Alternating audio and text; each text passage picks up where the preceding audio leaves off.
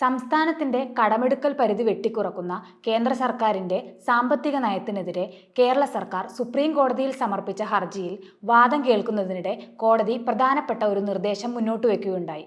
കേന്ദ്ര സർക്കാരും കേരള സർക്കാരും വിഷയം ചർച്ച ചെയ്ത് സമന്വയത്തിലെത്താൻ ശ്രമിക്കണമെന്നായിരുന്നു കോടതിയുടെ നിർദ്ദേശം. കേരളത്തെ സാമ്പത്തികമായി ഞെരുക്കുന്ന കേന്ദ്ര സർക്കാരിന്റെ സാമ്പത്തിക നയങ്ങളെ കേരള സർക്കാർ നിയമപരമായും രാഷ്ട്രീയപരമായും നേരിടുന്ന സാഹചര്യത്തിൽ ഡിബേറ്റ് ദ വീക്ക് വിഷയം ചർച്ച ചെയ്യുന്നു. ഈ വിഷയം കോടതിയിലേക്ക് എത്തിയിരിക്കുകയാണ്. സുപ്രീം കോടതി ചർച്ച ചെയ്യാൻ വേണ്ടിയിട്ടാണ് രണ്ട് സർക്കാരുകളോടും നിർദ്ദേശിച്ചിരിക്കുന്നത്. കേരളത്തിന് പോസിറ്റീവായ വിധി കോടതിയുടെ ഭാഗത്തു നിന്ന് ഉണ്ടാകുന്നു. അല്ല, കോടതിയുടെ അടുത്ത നടപടികൾ അടുത്ത ദിവസം വീണ്ടും ഒരു സിറ്റിംഗ് ഒക്കെ ചേരും. പക്ഷേ ഇപ്പോൾ ഈ കോടതിയിൽ നിന്നുണ്ടായ ഈ നിർദ്ദേശത്തിൻ്റെ പശ്ചാത്തലത്തിൽ ഇങ്ങനൊരു ചർച്ചയ്ക്ക് വേണ്ടിയിട്ട് കേരളവും കേന്ദ്രവും ഇരിക്കുന്നു എന്നുള്ളത് കേരളത്തിൻ്റെ ഒരു വിജയമായിട്ട് വേണം കാണാൻ, അല്ലേ സീതോട്ട്? അതായത് അങ്ങനെ അതൊരു വിജയമായിട്ട് വേണം കാണാൻ. നേരത്തെ കേരളത്തിൻ്റെ ഒരു ആവശ്യമായിരുന്നു ഇക്കാര്യത്തിൽ അങ്ങോട്ടും ഇങ്ങോട്ടും സംസാരിക്കാൻ സാധിക്കുക എന്നുള്ളത്. കേന്ദ്രത്തിന് പക്ഷേ അക്കാര്യത്തിൽ താല്പര്യമില്ല എന്നാണ് നമ്മൾ മനസ്സിലാക്കിയത്. അപ്പോൾ കോടതി തന്നെ നിങ്ങൾ തന്നെ തമ്മിൽ സംസാരിച്ച് ഈ കാര്യം പരിഹരിക്കൂ, കോടതിയിലേക്ക് ഇങ്ങോട്ട് വരുന്നതിന് മുമ്പ് അതാണ് വേണ്ടത്, രാജ്യത്തിൻ്റെ ആകെ നേട്ടത്തിന് അതാണ് നല്ലത് എന്നുകൂടെ കോടതി പറഞ്ഞു. അപ്പോൾ അങ്ങനെ ഒരു ചർച്ചാ ടേബിളിലേക്ക് കാര്യങ്ങളെ എത്തിച്ചത് കേരളത്തിന് ഗുണകരമായിട്ടുള്ളൊരു കാര്യമാണ്. നാളെ ഇപ്പോൾ വൈകിട്ട് 4 മണിക്കാണ് KN ബാലഗോപാൽ അടക്കം 4 പേരടങ്ങുന്ന സംഘം മറ്റുദ്യോഗസ്ഥരൊക്കെ ആയിട്ട് 4 പേരാണ് അങ്ങോട്ടേക്ക് പോകുന്നത്. ഏത് വിധത്തിലുള്ള കാര്യങ്ങളായിരിക്കും അവിടെ ചർച്ചയുടെ ഭാഗമായിട്ട് നടക്കുക എന്നിപ്പോൾ നമുക്ക് നാളെ വൈകുന്നേരം അല്ലെങ്കിൽ രാത്രി ആകുമ്പോഴേക്കേ നമുക്ക് അറിയാനാവുകയുള്ളൂ. കേരളം എന്തായാലും നമ്മൾ നാട്ടുകാർക്ക് മുന്നിൽ ഇതിനകം തന്നെ CPM-ഉം സംസ്ഥാന സർക്കാരും പ്രസൻറ്റ് ചെയ്ത വിവരങ്ങളെല്ലാം തന്നെ ക്രോഡീകരിച്ച് കേന്ദ്രത്തിന് മുമ്പാകെ വെക്കും എന്നാണല്ലോ നമ്മൾ വിചാരിക്കേണ്ടത്. കേന്ദ്രവും ഇതിനകം രാജ്യത്തെ സംസ്ഥാനങ്ങളുടെ കൂട്ടത്തിൽ ഏറ്റവും അൺഹെൽത്തി ആയിട്ടുള്ള സാമ്പത്തികാവസ്ഥയുള്ളൊരു നാടാണ് കേരളം, സംസ്ഥാനമാണ് എന്ന് ഇതിനകം തന്നെ പറഞ്ഞിട്ടുണ്ട്. അപ്പോൾ സ്വാഭാവികമായിട്ടും കേന്ദ്രം അവരുടെ ചില കാര്യങ്ങൾ കൂടെ പറയാനാണ് സാധ്യത. ഇത് തെരഞ്ഞെടുപ്പ് കൂടെ ലാക്കാക്കിയിട്ടുള്ള ചില നീക്കങ്ങളാണ് ഈ സാമ്പത്തിക സംഗതികളുമായിട്ട് ബന്ധപ്പെട്ട് രാജ്യത്ത് നടക്കുന്നത് എന്നതുകൊണ്ട്, കേരളത്തെ ആ നിലക്ക് കൂടെ ഒന്ന് ബുദ്ധിമുട്ടിക്കാൻ വേണ്ടിയുള്ള കാര്യങ്ങളാണ് ചെയ്യുന്നത് എന്നതുകൊണ്ട് നിശ്ചയമായിട്ടും തെരഞ്ഞെടുപ്പ് വേദിയിൽ ചർച്ചയാകുന്ന ചില സംഗതികൾ കൂടെ, ചില വർത്തമാനങ്ങൾ കൂടെ അവിടെ ഉണ്ടാകുന്നുള്ള കാര്യത്തിൽ യാതൊരു സംശയമില്ല. അതുകൂടെ കണക്കിലെടുത്ത് തന്നെയായിരിക്കും കേരളത്തിൻ്റെ പോയിന്റ് അവതരിപ്പിക്കുക. എന്തായാലും ആശ്വാസകരമായ തോതിൽ ചിലപ്പോൾ ഒരുപക്ഷെ എന്തെങ്കിലുമൊക്കെ ആയിട്ട് അനുവദിച്ച് കിട്ടിയേക്കാം എന്നൊരു കാര്യം നമ്മുടെ മുന്നിലുണ്ട്.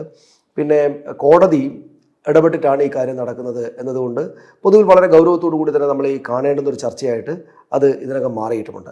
ഞാൻ പറഞ്ഞ് തീർക്കുന്നത് എങ്ങനെയാണ്, അതായത് ഇങ്ങനൊരു ചർച്ചാ ടേബിളിലേക്ക് കാര്യങ്ങൾ എത്തിയത് തന്നെയും കേരളത്തിന് ആശ്വാസകരമായിട്ടുള്ള കാര്യമായിട്ട് വേണം മനസ്സിലാക്കാൻ.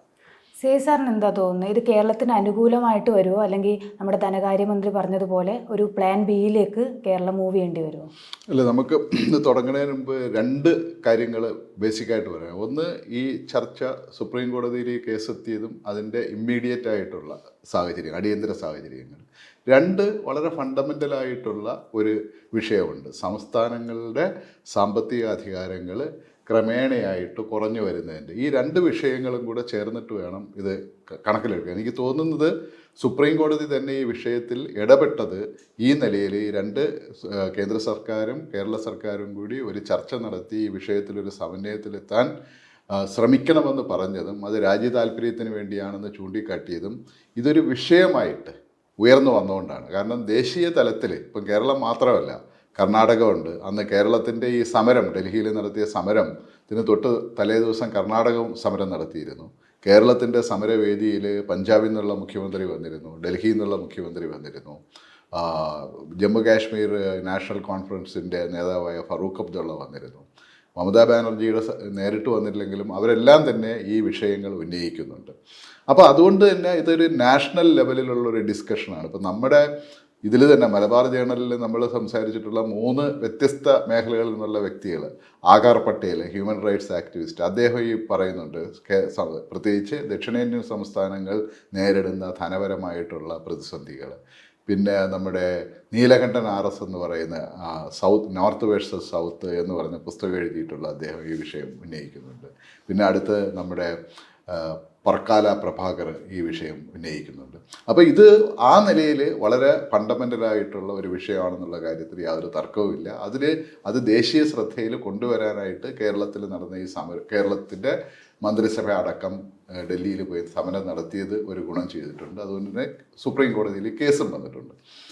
അതിൻ്റെ ഒരു ഫണ്ടമെൻ്റൽ, അതിൻ്റെ ഡീറ്റെയിൽസിലേക്ക് നമുക്ക് വരാം. പക്ഷെ ഇമ്മീഡിയറ്റ് ആയിട്ടുള്ള കേരളത്തിൻ്റെ ഏറ്റവും വലിയ പ്രശ്നമെന്ന് പറഞ്ഞാൽ കേരളം കേന്ദ്ര സർക്കാർ പറയുന്ന കടമെടുപ്പ് പരിധിക്ക് ഉള്ളിൽ നിന്നുകൊണ്ടാണ് കേരളത്തിൻ്റെ കടമെടുപ്പ് നടത്തുന്നത്. അതായത് പൊതുവിപണിയിൽ നിന്ന് കേരളം കടമെടുക്കുന്നു. കേരളം കടമെടുക്കാൻ നിർബന്ധിതമായ ഒരു സംസ്ഥാനമാണെന്നുള്ള കാര്യത്തിൽ സംശയമില്ല. അതിൻ്റെ ഫാക്ടേഴ്സിലേക്ക് നമുക്ക് പിന്നെ വരാം. പക്ഷേ ഈ കടമെടുപ്പിന് പോലും വിഘാതമാവുന്ന തരത്തിലുള്ള നടപടികളാണ് കേന്ദ്രം സ്വീകരിച്ചിട്ടുള്ളത്. കാരണം നമ്മുടെ മൊത്തം ആഭ്യന്തര ഉൽപ്പാദനത്തിൻ്റെ 3% അധികം നമ്മൾ കടമെടുക്കരുതെന്നുള്ളതാണ് കേന്ദ്ര സർക്കാരുമായും കേരള സർക്കാരുമായിട്ടുള്ള നമ്മുടെ എഗ്രിമെൻ്റ് എന്ന് പറഞ്ഞാൽ അവർ തത്വത്തിലുള്ള ഇത്.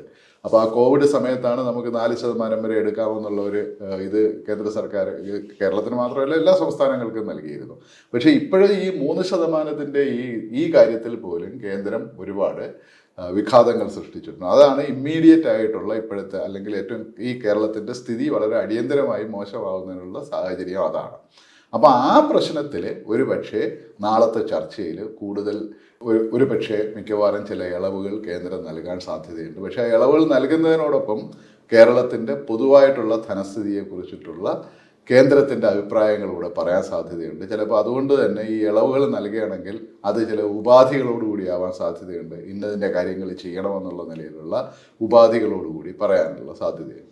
ഇനി നമുക്ക് ഈ പറഞ്ഞ ഈ ഫണ്ടമെൻ്റൽ ഇഷ്യൂവിലേക്ക് വരാം. ഇപ്പം കേരളത്തിൻ്റെ മാത്രമല്ല ഈ പ്രശ്നം. ഇപ്പം നമ്മുടെ മുന്നിലിരിക്കുന്നത് ജയരഞ്ജൻ എന്ന് പറയുന്ന തമിഴ്നാട് പ്ലാനിംഗ് കമ്മീഷൻ്റെ ഡെപ്യൂട്ടി ചെയർമാനും ശ്രീനിവാസനും കൂടെ ഫെബ്രുവരി 7-ാം തീയതി ഹിന്ദുവിൽ എഴുതിയ ഒരു ലേഖനമാണ്. എങ്ങനെയാണ് ഈ കേന്ദ്രം സംസ്ഥാനങ്ങളുടെ വരുമാനത്തിൻ്റെ സംസ്ഥാനങ്ങൾക്ക് കൊടുക്കുന്ന വിഭവ സ്രോതസ്സുകൾ താരതമ്യേന എങ്ങനെയാണ് കുറച്ച് കൊണ്ടുവരുന്നത് എന്നുള്ളതിനെ കുറിച്ചിട്ട്. അപ്പോൾ അത് അദ്ദേഹം 14-ാം ധനകാര്യ കമ്മീഷൻ മുതലുള്ള കണക്കുകളും മറ്റു കാര്യങ്ങളും വളരെ വിശദമായിട്ട് അതിൽ അവതരിപ്പിക്കുന്നുണ്ട്. അപ്പം കേരളത്തിൻ്റെ കാര്യം എടുക്കുകയാണെന്നുണ്ടെങ്കിൽ ഈ കേന്ദ്ര സംസ്ഥാന ബന്ധങ്ങളെ കുറിച്ചിട്ടുള്ള ഈ കേന്ദ്രത്തിൽ നിന്ന് സംസ്ഥാനങ്ങൾക്ക് കൊടുക്കുന്ന പണത്തിൻ്റെ ഇതിനെക്കുറിച്ചിട്ടുള്ള വലിയ ഡിബേറ്റ് ഇപ്പോൾ 1980-കളുടെ തുടക്കത്തിൽ IS ഗുലാട്ടി സാറെല്ലാം തന്നെ വളരെ വിശദമായിട്ട് ഈ കാര്യങ്ങൾ സംസാരിച്ചിട്ടുള്ളതാണ്. പിന്നെ അടുത്ത കാലത്ത് അന്തരിച്ച KK ജോർജ് സാറ് ഇതിനെക്കുറിച്ചിട്ട് വളരെ ഇതായിട്ടുണ്ടായിരുന്നു.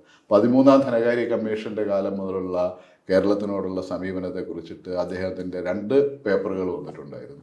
അപ്പം കേരളത്തിന് ഇത് വളരെ വ്യാപകമായിട്ടുള്ള ഒരു വിഷയമാണ്. കാരണം നമുക്ക് അത് ആദ്യം നമുക്ക് എല്ലാവർക്കും അറിയുന്നത് പോലെ കേന്ദ്ര സർക്കാർ സംസ്ഥാനങ്ങൾക്ക് വിഭവങ്ങൾ കൊടുക്കുന്നത് എങ്ങനെയാണ്? ധനകാര്യ കമ്മീഷൻ്റെ ശുപാർശകൾ അനുസരിച്ചിട്ടാണ്. ധനകാര്യ കമ്മീഷൻ എന്ന് പറയുന്നത് ഒരു ഭരണഘടന ഇതായിട്ടുള്ള ഒരു കോൺസ്റ്റിറ്റ്യൂഷണൽ ബോഡിയാണ്. അപ്പോൾ കേന്ദ്ര സർക്കാരാണ് അതിനെ നിയമിക്കുന്നത്. കേന്ദ്ര സർക്കാർ പക്ഷേ ധനകാര്യ കമ്മീഷനുകൾ ഈ മൊത്തം കേന്ദ്ര സർക്കാരിൻ്റെ വരവ് അതിൽ എങ്ങനെയാണ് എത്രയാണ് സംസ്ഥാനങ്ങൾക്ക് വീതിച്ച് നൽകേണ്ടതെന്നുള്ളതിനെ കുറിച്ചിട്ടുള്ള ഒരു ഫോർമുല വെച്ചിട്ടാണ് അത് ചെയ്യുന്നത്. അപ്പോൾ ഇതിൽ വന്നതെന്ന് പറഞ്ഞാൽ 14-ാം ധനകാര്യ കമ്മീഷൻ ഇപ്പോൾ പറഞ്ഞതെന്ന് പറഞ്ഞാൽ 42% കേന്ദ്രത്തിന് കിട്ടുന്ന ടാക്സ് നികുതി വരുമാനത്തിൻ്റെ 42% സംസ്ഥാനങ്ങൾക്ക് കൊടുക്കണമെന്നാണ് ഓരോ സംസ്ഥാനം. എന്നിട്ട് അതിനെയാണ് അപ്പോൾ അതിൻ്റെ പെർസെൻറ്റേജാണ് കേരളത്തിന് കിട്ടുന്നത്. പക്ഷേ അത് അടുത്ത 15-ാം ധനകാര്യ കമ്മീഷൻ വന്നപ്പോൾ 41% ഒരു ഇതായിട്ട് കുറഞ്ഞു. പക്ഷേ ഇത് ഈ 42% കുറഞ്ഞു വന്നത് 40-41% കുറഞ്ഞത് മൊത്തം ടാക്സ് വരുമാനത്തിൻ്റെതാണ്. അതേസമയം കേന്ദ്രം പിരിക്കുന്ന സെസ്, കേന്ദ്രം പിരിക്കുന്ന മറ്റ് സാധനങ്ങൾ അത് സംസ്ഥാനങ്ങളുമായിട്ട് ഷെയർ ചെയ്യേണ്ടതില്ല. അപ്പോൾ അവിടെയാണ് ഈ 15-ാം ധനകാര്യ കമ്മീഷനുകൾ 42-41% സംസ്ഥാനങ്ങൾക്ക് വിഹിതം കൂട്ടിയതാണെന്ന് പറഞ്ഞപ്പോഴും യഥാർത്ഥത്തിൽ കൂടിയില്ല എന്ന് പറയുന്ന ഒരു സിറ്റുവേഷൻ ഉണ്ടായിരുന്നു. കാരണം ഈ നികുതിയിൽ നിന്നുള്ള ഈ സാധനങ്ങൾ കൂടുതലായിട്ട് ഇവർ സെസ്സിലേക്ക് മാറ്റിയപ്പോഴത്തേക്ക് എന്താ സംഭവം? ഉദാഹരണത്തിന് പെട്രോളിയം ഉൽപ്പന്നങ്ങളുടെ നികുതിയിൽ കേന്ദ്രം ചുമത്തുന്ന എക്സൈസ് ഡ്യൂട്ടി ആയിരുന്നു കേന്ദ്രത്തിന് തന്നെയുള്ള ഏറ്റവും വലിയ വരുമാനം. ആ കേന്ദ്രത്തിൻ്റെ എക്സൈസ് ഡ്യൂട്ടി അവർ കുറച്ചിട്ട് എന്ത് ചെയ്തു? അതിന് സെസ്സാക്കി മാറ്റി. മറ്റേ കാർഷിക ഇതിനും വിദ്യാഭ്യാസത്തിനും എന്നൊക്കെ ഉള്ളൊരു സെസ്സാക്കി മാറ്റി. അവരെ ഷെയർ ചെയ്യണ്ട. അപ്പോൾ അത് ആ സെസ് ഷെയർ ചെയ്യണ്ട. അപ്പോൾ അതിൻ്റെ ഒരു കണക്കെന്ന് പറഞ്ഞാൽ ജയരഞ്ജനും മറ്റും പറയുന്ന ഒരു കണക്കെന്ന് പറഞ്ഞാൽ 2015-16 ഈ സെസ് എന്ന ഇനത്തിൽ, സെസ്സും സർചാർജും എന്ന ഇനത്തിൽ കേന്ദ്രം ഇത് ചെയ്യുന്നത് മൊത്തം 5.9% ഇത് 2023-24 ആകുമ്പോഴത്തേക്ക് 10.8% ഏതാണ്ട് ഡബിളായി മാറും. അപ്പം അത്രയും പൈസ ശരിക്കും സംസ്ഥാനങ്ങൾക്ക് കൊടുക്കുന്ന പൈസ ഇത് കുറഞ്ഞിട്ടുണ്ട്. അതിപ്പോൾ കേരളത്തിന് മാത്രമല്ല കുറഞ്ഞത്, പക്ഷെ കേരളത്തിനെ പോലെ പൊതുവെ സാമ്പത്തിക ഞെരുക്കം ഉണ്ടായിട്ടുള്ള ഒരു സംസ്ഥാനത്ത് ഇത് വളരെ ദൂരവ്യാപകമായ ഫലങ്ങൾ ഉണ്ടായിട്ടുണ്ട്. കേരളത്തിലെ ഈ നമ്മുടെ ഒരു രാഷ്ട്രീയപരമായിട്ടുള്ളൊരു ഡിബേറ്റിൽ എപ്പോഴും വരുന്നതെന്ന് പറഞ്ഞാൽ ഇത്തരം കാര്യങ്ങൾ വേണ്ട നിലയിൽ ഒരിക്കലും തന്നെ ഡിസ്കസ് ചെയ്യുന്നില്ല. ഇതൊരു ഭരണകക്ഷിയുടെയോ അല്ലെങ്കിൽ പ്രതിപക്ഷത്തിൻ്റെയോ ഒരു വിഷയമായിട്ട് മാത്രം മാറുന്ന ഒരു സാഹചര്യമുണ്ട് കേരളത്തിലെ രാഷ്ട്രീയ നേതൃത്വം മുഴുവനായിട്ട്. അപ്പോൾ ഇതുപോലുള്ള ഓരോ കണക്കുകൾ നമുക്ക് ഇത് ചെയ്യാൻ പറ്റും. പിന്നെ കേരളം ഈ ഫിനാൻഷ്യൽ കമ്മീഷന്റെ ഇത് കഴിഞ്ഞു കഴിഞ്ഞാൽ പിന്നെ കേന്ദ്രം സംസ്ഥാനങ്ങൾക്ക് തരുന്നത് കേന്ദ്ര സർക്കാരിൻ്റെ പദ്ധതികളും കേന്ദ്ര സർക്കാർ ആവിഷ്കൃത പദ്ധതികളുമാണ്. ഈ രണ്ട് പദ്ധതികളെ കുറിച്ചിട്ടും മറ്റേ ജയരഞ്ജനും ശ്രീനിവാസനും പറയുന്നതെന്ന് പറഞ്ഞാൽ ഈ രണ്ട് പദ്ധതികളും കേന്ദ്ര സർക്കാരിൻ്റെ ഇഷ്ടാനിഷ്ടങ്ങൾക്ക് അനുസരിച്ചിട്ടാണ് ഈ പദ്ധതികൾ രൂപീകരിക്കുന്നതും എല്ലാം. അപ്പോൾ അതിൽ ഈ കേന്ദ്ര ആവിഷ്കൃത CSS എന്ന് പറയുന്നത് കേന്ദ്ര സെൻട്രലി സ്പോൺസേഡ് സ്കീംസ് എന്ന് പറയുന്നതിന് എപ്പോഴും അതിൻ്റെ മൊത്തം തുക സെൻട്രൽ ഗവൺമെൻറ് അല്ല, അത് സെൻട്രലും സ്റ്റേറ്റും കൂടെ ഷെയർ ചെയ്യണതാണ്. അപ്പോൾ ഇതിൽ സംഭവിക്കണതെന്ന് പറഞ്ഞാൽ ഇതിലും വേറെ തരത്തിലുള്ള, അതായത് സാമ്പത്തികമായിട്ട് മുന്നിൽ നിൽക്കുന്ന സംസ്ഥാനങ്ങൾ ഇപ്പോൾ പറയാണ് 100 രൂപയുടെ ഒരു പദ്ധതി കേന്ദ്ര സെൻട്രലി സ്പോൺസേഡ് സ്കീം, അതിൽ സാധാരണ ഇതിൽ 80 രൂപ കേന്ദ്രവും 20 രൂപ സംസ്ഥാനങ്ങളും ഒന്നായിരുന്നു. പക്ഷെ ഇപ്പോൾ അത് 60 രൂപ കേന്ദ്രവും 40 രൂപ സംസ്ഥാനങ്ങളും 60%ഉം 40% എന്നുള്ള റേഷ്യോയിലാക്കി. അപ്പോൾ ഈ 40% സംസ്ഥാനം കൊടുക്കണം. അപ്പോൾ അത് സംസ്ഥാനത്തിൻ്റെ വരുമാനത്തിൽ നിന്നെടുത്താണ് കൊടുക്കേണ്ടത്. അപ്പോൾ സാമ്പത്തികമായിട്ട് മുന്നിൽ നിൽക്കുന്ന സംസ്ഥാനങ്ങൾക്ക് പറയാം ഞങ്ങൾ 40% തരാൻ റെഡിയാണ്, അല്ലെങ്കിൽ 50% തരാൻ റെഡിയാണ്. അവർ ബാക്കി 50% വെച്ചിട്ട് അവർ ആ സാധനം എടുത്തു വയ്ക്കും. സാമ്പത്തികമായിട്ട് പിന്നിൽ നിൽക്കുന്ന സംസ്ഥാനങ്ങൾക്ക് ഒരു പക്ഷേ അത് എടുക്കാൻ പറ്റില്ല. അതിനും ഈ പറഞ്ഞ പോലെ കേരളം കുത്തിനെ പോലുള്ളൊരു സംസ്ഥാനം കടമെടുക്കുന്നതെന്നായിരിക്കും ഇതിലേക്കൂടെ വിഹിതം വയ്ക്കേണ്ടത്. അപ്പം ഇത്തരത്തിലുള്ള നിരവധി ഈ സംസ്ഥാനങ്ങളുടെ ധനപരമായ അധികാരം വല്ലാതെ കുറയുന്ന രീതിയിലുള്ള ഒരു പ്രവണത കഴിഞ്ഞ 10-30 വർഷമായിട്ടുണ്ട്. അത് BJP സർക്കാരിൻ്റെ ഭാഗം മാത്രമല്ല. അപ്പോൾ എനിക്ക് വേറൊരു കാര്യം കൂടെ ഇതിൽ പറയാനുള്ളതെന്ന് പറഞ്ഞാൽ ഈ കേരളത്തിലെ കോൺഗ്രസ് ലീഡർഷിപ്പ് ഒരിക്കലും അല്ലെങ്കിൽ UDF ലീഡർഷിപ്പ് ഒരിക്കലും ഈ വിഷയത്തെ യാഥാർത്ഥ്യബോധത്തോടെ അഡ്രസ്സ് ചെയ്തതായിട്ട് തോന്നണില്ല. അതിൻ്റെ ഒരു കാരണമെന്ന് പറഞ്ഞാൽ കോൺഗ്രസ് ആയിരുന്നല്ലോ എപ്പോഴും കേന്ദ്രം ഭരിച്ചുകൊണ്ടിരുന്നത്. അതുകൊണ്ട് തന്നെ ഇവിടുത്തെ കോൺഗ്രസ് നേതൃത്വത്തിന് അതിനെതിരെ പറയാനായിട്ടുള്ള ഒരു രാഷ്ട്രീയപരമായിട്ടുള്ള ഒരു പ്രോബ്ലം ഉണ്ടായിരുന്നിട്ടുണ്ടെന്ന് തോന്നുന്നു. ആ പ്രോബ്ലമാണ് എനിക്ക് തോന്നുന്നത് ഇപ്പോഴും അവർ തുടരുന്നത്. സനീഷേട്ടാ, ഈ രണ്ട് രീതിയിലാണ് കേന്ദ്രത്തിൻ്റെ നയങ്ങളെ ഇപ്പോൾ നമ്മുടെ കേരള സർക്കാർ എതിർക്കുന്നത്. പ്രത്യേകിച്ച് ഈ സാമ്പത്തിക നയത്തെ, അത് നിയമപരമായിട്ടുള്ള ഇത് പറഞ്ഞു. അതുപോലെ ഡൽഹിയിൽ നടന്ന സമരം, അത് വളരെ സുപ്രധാനമായ ഒരു സമരമായിരുന്നു. ഈ സമരം ഏത് രീതിയിലാണ് ഇനി വരാനിരിക്കുന്ന പൊതു തെരഞ്ഞെടുപ്പിനെ ഇവർ മാർക്കറ്റ്? നിശ്ചയമായിട്ടും അത് വളരെ പ്രധാനപ്പെട്ട ഒരു കാര്യമാണ്. സേതുവേട്ടൻ അത് പറഞ്ഞപ്പോൾ അത് കാര്യം പറഞ്ഞു. അതായത് ഇപ്പോൾ കേരളം മാത്രം നടത്തുന്ന ഒരു സമരം എന്ന നിലയിൽ നിന്ന് മാറിയിട്ട് അവിടെ മറ്റ് സംസ്ഥാനങ്ങൾ കൂടെ, അതായത് BJP ഇതര പാർട്ടികൾ ഭരിക്കുന്ന, പ്രതിപക്ഷ പാർട്ടികൾ ഭരിക്കുന്ന സംസ്ഥാനങ്ങളുടെ നേതാക്കൾ, രാജ്യമാകെ ശ്രദ്ധിക്കുന്ന നേതാക്കളാകെ അവിടെ വരുന്ന നിലയുണ്ടായി. അവരിൽ പ്രധാനപ്പെട്ട പല ആളുകളും, ഭഗവന്ത് മാൻ വന്നു, പഞ്ചാബ് മുഖ്യമന്ത്രി, അരവിന്ദ് കെജ്രിവാൾ വന്നു, പിന്നെ ഫറൂഖ് അബ്ദുള്ള വന്നു. അങ്ങനെ വളരെ പ്രധാനപ്പെട്ട രാഷ്ട്രീയ വർത്തമാനങ്ങൾ കൂടെ അവിടെ ഉണ്ടായി. അത് ഞങ്ങളുടെ കേരളത്തിന് മാത്രം പ്രശ്നമല്ല എന്ന് പിന്നീട് കോൺഗ്രസിൻ്റെ നേതാക്കൾ തന്നെയും, കേരളത്തിൽ നിന്നുള്ള ആൾക്കാരല്ല, ഖാർഗെ അടക്കമുള്ള ആളുകളും ഇത് വളരെ പ്രധാനപ്പെട്ട ഒരു ഇഷ്യൂ ആണ് എന്ന് തുറന്നു പറയുന്ന നിലയുണ്ടായിരുന്നു. അവിടെ ആ സമരത്തിൽ ഒന്ന് പിണറായി വിജയൻ, നമ്മളിപ്പോൾ കേരളത്തിലെ മുഖ്യമന്ത്രി എന്ന് കാണുന്ന പിണറായി വിജയൻ കേരളത്തിലെ രാജ്യത്തെ തന്നെയും ഏറ്റവും പ്രധാനപ്പെട്ട പ്രതിപക്ഷ നേതാക്കളിൽ ഒരാളാണ് എന്ന കാര്യത്തിൽ നമുക്കെല്ലാവർക്കും അറിയാം. അപ്പോൾ അദ്ദേഹം അവിടെ നിന്ന് ഡൽഹിയിൽ നടത്തിയ ഇതുപോലെ മറ്റിതര സംസ്ഥാനങ്ങളുടെ തലപ്പത്തുള്ള ആളുകളൊക്കെ വന്ന പരിപാടിയിൽ അദ്ദേഹം പറഞ്ഞ കാര്യങ്ങളൊക്കെ വളരെ കൃത്യമായിട്ട് ആളുകളുടെ ഉള്ളിൽ ഈ കാര്യങ്ങളെക്കുറിച്ച് ചർച്ച ചെയ്യുന്ന ആളുകളുടെ ഉള്ളിലേക്ക് വന്നിട്ടുണ്ട്. അപ്പോൾ അദ്ദേഹം അവിടെ പറഞ്ഞ പ്രധാനപ്പെട്ട വിഷയം ഈ കടമെടുപ്പ് പരിധി കുറക്കുക എന്നാൽ അതേസമയം തന്നെയും ഈ പറയുന്ന കേന്ദ്രാവിഷ്കൃത പദ്ധതികളുടെ വിഹിതം വെട്ടിക്കുറക്കുക. അതായത് കേന്ദ്രാവിഷ്കൃത പദ്ധതികൾ, ഇപ്പോൾ കേന്ദ്രം സംസ്ഥാനത്ത് നടപ്പാക്കുന്ന ഒരു പദ്ധതി ഉണ്ടെങ്കിൽ ആ പദ്ധതിക്ക് കേന്ദ്രം കൊടുക്കേണ്ടുന്ന പൈസ നേരത്തെ ഉള്ളതെന്ന് വല്ലാതെ കുറക്കുക. ഒരു 45% ഒരു കണക്ക് അദ്ദേഹം അവിടെ പറഞ്ഞു. അതായത് 35% മാത്രമാണ് ഈ പദ്ധതികളുടെ തുക കേന്ദ്രം കൊടുക്കുന്നത്, ബാക്കി 65% കൂടുതലും കേരളം വഹിക്കണം. എന്നാൽ അതേസമയം നികുതിയുടെ കാര്യത്തിലാണ്, അല്ലെങ്കിൽ കടമെടുപ്പ് പരിധിയാണെങ്കിൽ നേരത്തെ ഇതുമായി ബന്ധപ്പെട്ട നികുതിയുടെ കാര്യത്തിലാണെങ്കിൽ അവർക്കാണ് കൂടുതലായിട്ട് സംഘടികൾ പോകുന്നത്. ഇവിടെ കേരളത്തിന് ബുദ്ധിമുട്ടാണ്, കേരളത്തിന് ബുദ്ധിമുട്ടാവുക ചെയ്യുന്നത്. ഇത് കേരളത്തിൻ്റെ മാത്രം പ്രശ്നമല്ല, സംസ്ഥാനങ്ങളുടെ ആകെ പ്രശ്നമാണ് എന്ന് കാണുന്ന രാഷ്ട്രീയ പാർട്ടികളെല്ലാം, BJP ഇതര രാഷ്ട്രീയ പാർട്ടികളെല്ലാം ഈ സമരത്തോട് പ്രത്യക്ഷമായിട്ടോ പരോക്ഷമായിട്ടോ ഐക്യപ്പെട്ടു എന്നുള്ളതാണ് കേരളം ഉണ്ടാക്കിയിട്ടുള്ള ഏറ്റവും പ്രധാനപ്പെട്ട നേട്ടങ്ങളിലൊന്ന്.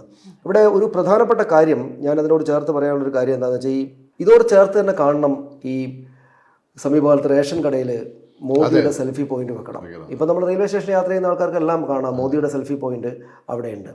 ഇത് നമ്മുടെ നാട്ടിലെ മാധ്യമങ്ങളടക്കം ഇതൊരു അങ്ങേയറ്റത്തെ അഹങ്കാരത്തിൽ നിന്ന് വരുന്ന ധൂർത്താണ് എന്ന് കാണാനോ പറയാനോ നമ്മുടെ മാധ്യമങ്ങളോ ഇടതുപക്ഷത്തെ ആളുകളടക്കമുള്ള നേതാക്കളോ തയ്യാറാകുന്നില്ല എന്നൊരു തോന്നൽ എനിക്കുണ്ടായിട്ടുണ്ട്. കാരണം ഇത് നമ്മൾ റെയിൽവേ സ്റ്റേഷനിലേക്ക് പോകുമ്പോൾ അവിടെ ഒരു പ്രത്യേക സ്ഥലം കെട്ടിത്തിരിച്ചിട്ട് പ്രധാനമന്ത്രി ഇങ്ങനെ നിൽക്കുന്നതിൻ്റെ ഒരു കട്ടൗട്ട് ഉണ്ടാക്കി വെച്ചിരിക്കുകയാണ്.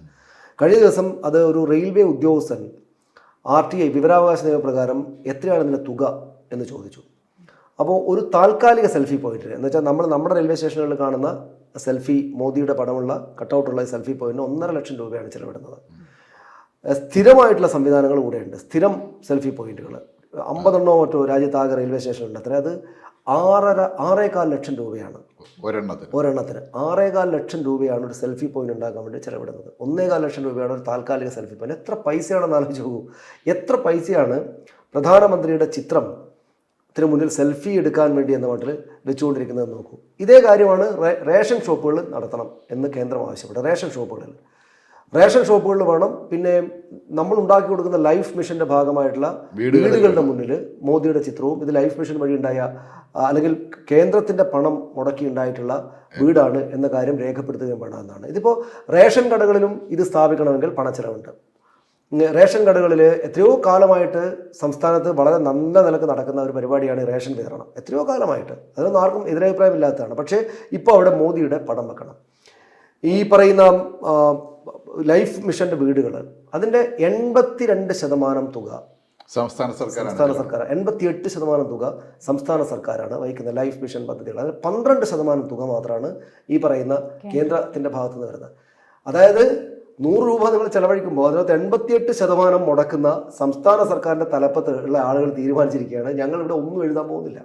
പക്ഷേ 12 രൂപ മാത്രം മുടക്കുന്ന കേന്ദ്ര സർക്കാർ പറയുകയാണ് ഞങ്ങളുടെ പദ്ധതിയാണ് ഇതെന്ന് എഴുതി വെക്കണം.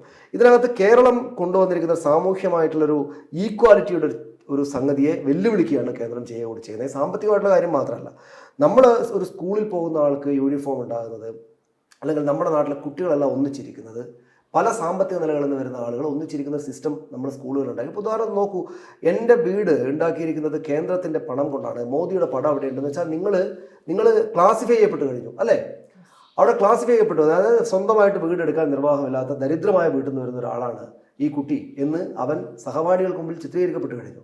ദാരിദ്ര്യം ഇന്ത്യ പോലൊരു സ്ഥലത്ത്, കേരളം പോലൊരു സ്ഥലത്ത് ഒരു ചീത്ത കാര്യമായിട്ടാണ്, പരിഹസിക്കപ്പെട്ട കാര്യമായിട്ടാണ് ഇപ്പോൾ പോലും ഉള്ളത്. അപ്പോൾ ആ കുട്ടി അവൻ്റെ ഇതര സഹപാഠികളിൽ നിന്ന് വ്യത്യസ്തനായ ഒരാളായി മാറിക്കഴിഞ്ഞു. ഇതിനെ എങ്ങനെയാണ് ഈ വ്യത്യസ്തതയും അതുവഴി ഉണ്ടാകുന്ന അപമാനത്തെയും ഒഴിവാക്കേണ്ടത് എന്ന് ശ്രമിച്ചുകൊണ്ടിരുന്ന ഒരു സംസ്ഥാനം എന്ന നിലയിൽ, ഞാൻ രാഷ്ട്രീയ പാർട്ടി എന്ന നിലക്കല്ല മാത്രമല്ല പറയുന്നത്, ഒരു സംസ്ഥാനം എന്ന നിലയിൽ അതിനകത്ത് വളരെ വിഷണറിമാരായിട്ടുള്ള ഏറ്റവും താഴെത്തട്ടിൽ നിന്ന് പണിയെടുത്ത് ഉയർന്നു വന്നിട്ടുള്ള നേതാക്കൾ നയിക്കുന്ന അങ്ങനെ നയിച്ചു പോയൊരു സംസ്ഥാനം എന്ന നിലയ്ക്ക് ഇത് നിഷേധിക്കാനുള്ള അവകാശവും ഉത്തരവാദിത്വവും ഈ കേരള സർക്കാരിന് അവരത് ചെയ്തു. അപ്പം ഇതിനു വേണ്ടിയിട്ടൊക്കെ ചെലവാക്കുന്ന അതിഭീമമായിട്ടുള്ള പണം, അതിൻ്റെ ധൂർത്ത് കേന്ദ്രം, ഇത് പ്രധാനമന്ത്രി നരേന്ദ്രമോദി ഈ സെൽഫി പോയിന്റ് എന്നൊക്കെ പറഞ്ഞിട്ട് ഉണ്ടാക്കുന്നത് ഒരു അങ്ങേയറ്റത്തെ ധൂർത്താണ്. പണം ധൂർത്തടിച്ച് ചെലവഴിക്കുകയാണെന്ന് പറയാനുള്ള ആളുകളെ നമ്മൾ എവിടെയും കാണുന്നില്ല എന്നതാണ് ഇതിൻ്റെ ഒരു പ്രധാനപ്പെട്ട പ്രശ്നം. ആ സമയത്താണ് ഇവിടെ സംസ്ഥാനം വളരെ അൺഹെൽത്തി ആയിട്ടുള്ള എക്കോണമിയുള്ള സ്ഥലമാണെന്ന് പറഞ്ഞിട്ട് ഇവർ ആളുകളെ ബുദ്ധിമുട്ടിച്ചുകൊണ്ടേയിരിക്കുന്നത്. ഇത് തെരഞ്ഞെടുപ്പ് ലക്ഷ്യമാക്കിയുള്ള ഒരു പ്രശ്നമാണ്. പക്ഷേ അപ്പോൾ പോലും നമ്മൾ മനസ്സിലാക്കേണ്ടതൊരു കാര്യം, ഇത് ലോക്സഭാ തെരഞ്ഞെടുപ്പ് കഴിഞ്ഞാൽ ഇത് തീരുന്ന കേസല്ല, നിയമസഭാ തെരഞ്ഞെടുപ്പ് വരാൻ പോവാണ്. എന്ന് വെച്ചാൽ സംസ്ഥാനത്തിന്റെ സമഗ്ര മേഖലകളെയും BJP-കാരനും കോൺഗ്രസ്സുകാരനും CPM-കാരനും ഇതൊന്നും അല്ലാത്ത ആളുകൾ ഉൾപ്പെടുന്ന ഈ സംസ്ഥാനത്തെ സാധാരണ മനുഷ്യരെ വല്ലാത്ത തോതിൽ ബാധിക്കുന്ന ഒരു സാമ്പത്തിക ഞെരുക്കം എന്നുള്ളത് ഈ കേന്ദ്രം സൃഷ്ടിച്ച് അടിച്ചേൽപ്പിച്ചുകൊണ്ടിരിക്കുന്നതാണ്. അതിൻ്റെ പിന്നിൽ അവരുടെ സാമൂഹ്യമായിട്ടുള്ള അവരുടെ അവബോധമുണ്ട്. അതായത് ഇങ്ങനെയൊക്കെ ആണ് ചെയ്യേണ്ടത്.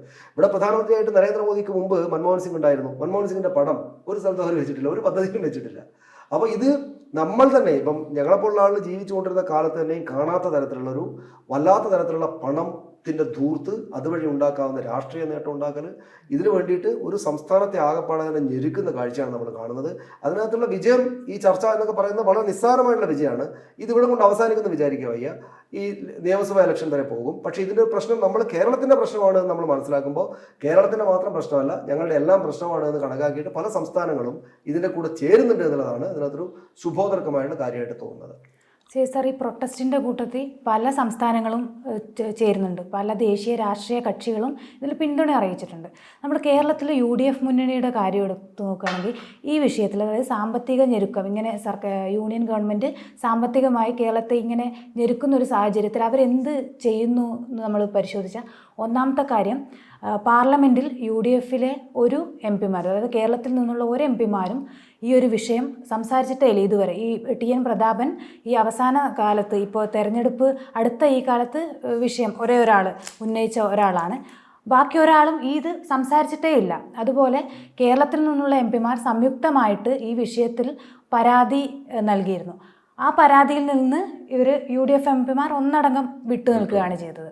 അതുപോലെ തന്നെ ഇപ്പോൾ അവസാനമായി ഡൽഹിയിൽ നടന്ന സമരം, ഡൽഹിയിൽ നടന്ന സമരത്തിൽ ഇപ്പോൾ സനീഷേട്ടൻ സൂചിപ്പിച്ച പോലെ പല സംസ്ഥാനങ്ങളിലെയും മുഖ്യമന്ത്രിമാർ പങ്കെടുത്തു, ദേശീയ രാഷ്ട്രീയ കക്ഷി നേതാക്കൾ പങ്കെടുത്തു. പക്ഷേ അവരതിനെയും തള്ളിക്കളയാണ് ചെയ്തത്. ഒരു ചോദ്യം എന്താണെന്ന് വെച്ചാൽ കേരളത്തിലെ UDF മുന്നണിക്ക് വേറെ എന്താണ് മാർഗം എന്നുള്ളതാണ്.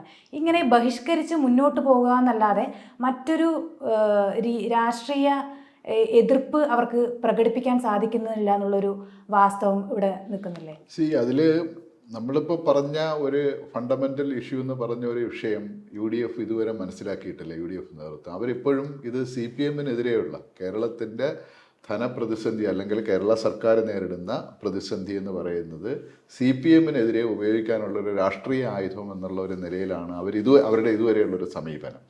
അതിനപ്പുറത്തേക്ക് അവർ ഇപ്പം നാളെ LDF മന്ത്രിസഭ മാറി UDF അധികാരത്തിൽ വരികയാണെങ്കിൽ UDF ഫേസ് ചെയ്യാൻ പോകുന്ന ഒരു സാധനമാണ്, അവരുടെ പ്രശ്നമായിരിക്കും. കാരണം ഇത് നേരത്തെ ഇപ്പം ഞാൻ നേരത്തെ പറഞ്ഞ പോലെ ഈ കേന്ദ്ര സർക്കാരിൻ്റെ ഒരു അപ്രമാദിത്വം ധനകാര്യങ്ങളിൽ വരുന്നത് ഒരു പ്രോസസ്സ് വളരെ കാലമായി നടക്കുന്നതാണ്. പക്ഷേ അതിൽ നിന്നും ഒരു ക്വാളിറ്റേറ്റീവിറ്റി, ഗുണപരമായ ഒരു വ്യത്യാസം ഇപ്പോൾ വന്നിട്ടുള്ളതെന്ന് പറഞ്ഞാൽ ഇത് വളരെ പെർഫെക്റ്റായിട്ട് ഇത് പ്രത്യേക നിലയിൽ ഒരു പ്രത്യേക നേതാവിനെയും അവരെയും പ്രൊജക്റ്റ് ചെയ്യാൻ വേണ്ടിയിട്ട് ഉപയോഗിക്കുകയും മറ്റ് രാഷ്ട്രീയ കക്ഷികളെ രാഷ്ട്രീയമായിട്ട് അസ്ഥിരപ്പെടുത്താനായിട്ടുള്ള ഒരു ടൂളായിട്ട് കൂടെ ഇത് ചെയ്യുന്ന രീതി വരുന്നുണ്ട്. അത് വളരെ പ്രകടമായിട്ട് നമുക്ക് കാണാൻ കഴിയും. കേരളത്തിൽ മാത്രമല്ല, തമിഴ്നാട്ടിലായാലും കർണാടകത്തിലായാലും എല്ലാം ഉണ്ട്. ഇപ്പം കർണാടകത്തിൽ നിന്നുള്ളൊരു കോൺഗ്രസ് MP ആണ് പറഞ്ഞത്, സന്തോഷ് പറഞ്ഞത്, ഈ കണക്കിന് പോവുകയാണെങ്കിൽ സൗത്ത് ഇന്ത്യ വേറൊരു രാജ്യമാവണമെന്നുള്ളത്. അത് BJP-ക്കാർ വളരെയധികം പ്രൊട്ടസ്റ്റും മറ്റുമൊക്കെ ഉണ്ടാക്കിയിട്ടുണ്ട്. അവർക്ക് അങ്ങനെ പറയുന്നവർക്ക് വലിയ സന്തോഷമാണ്. കാരണം ഇവരിതാ കുഴപ്പമുണ്ടാകുന്നതെന്ന് പറഞ്ഞാൽ അവർക്ക് BJP-ക്ക് രാഷ്ട്രീയമായിട്ട്.